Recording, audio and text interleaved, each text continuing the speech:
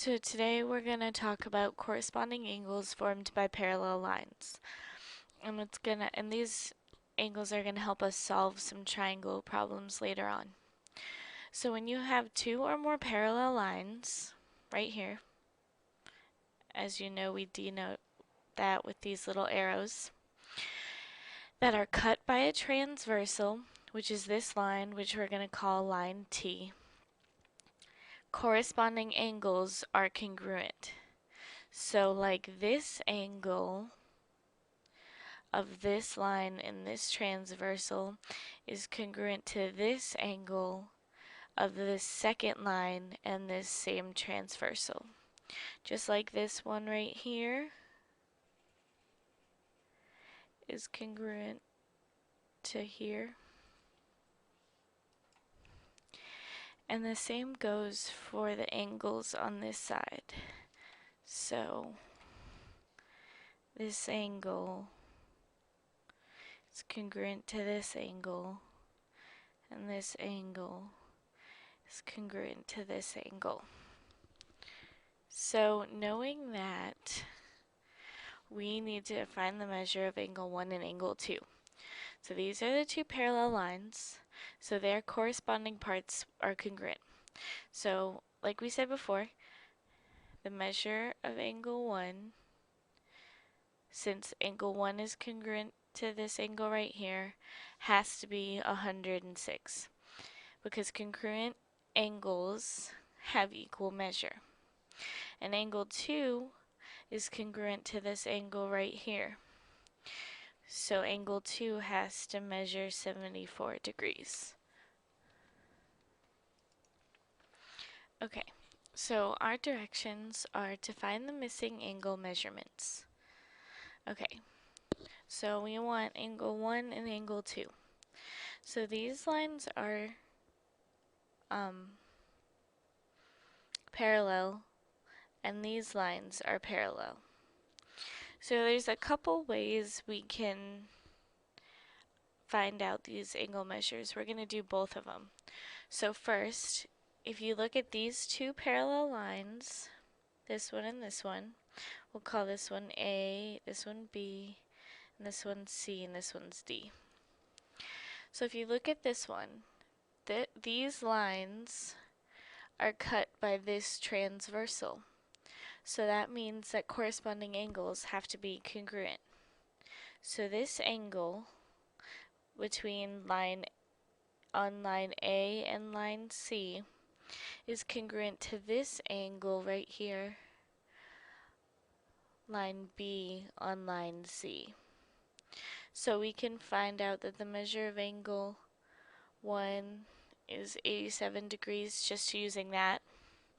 Or what we could do is, since these two angles are supplementary, we could set 93 plus, we'll call this x right here, equal to 180. And if you subtract that over, you find out that this angle right here equals 87 degrees. And since these two parallel lines, C and D, are cut by this transversal line A, that means that this line, or this angle, is congruent to this angle, so 1 would have to equal 87 as well. So those are just two different ways you can do it. And you can do the same thing to find the measure of angle 2. You can look at it as these two lines are parallel and they're cut by this transversal D. So this angle has to be congruent to this angle. So the measure of angle 2 has to equal 93 degrees. Or, like we did with the other one, you can say that these two are supplementary. So you set 87 plus, we'll call this y, equal to 180. If you subtract it over, you get y equals 93. And since these two parallel lines, C and D, are cut by this transversal B, this line has to be, or this angle has to be congruent with this angle, so measure of angle 2 has to be 93. So either way you do it, you'll get the right answer. It's just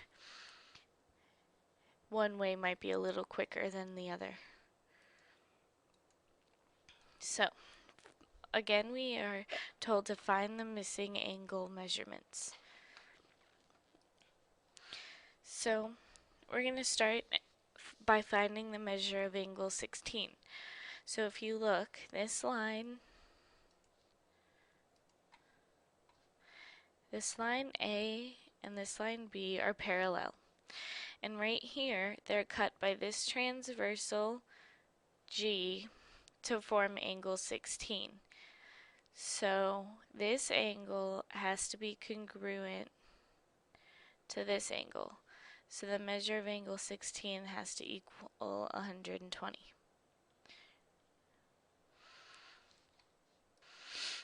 So to find the measure of angle 17, we have to do something a little different.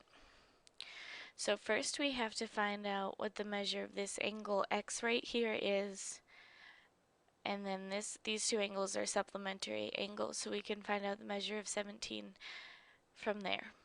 So since these two angles are supplementary, we can add 120 plus X, set it equal to 180, subtract the 120 over, and we get X is equal to 60. So then these two angles are also supplementary, so we set 60 plus 17, plus angle 17 is equal to 180. We get angle 17 is equal to 120.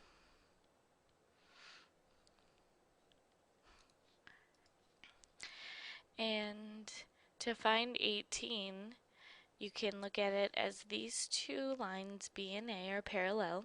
They're cut by this transversal Z. So this angle has to be congruent to this angle. So the measure of 18 has to be 120 degrees.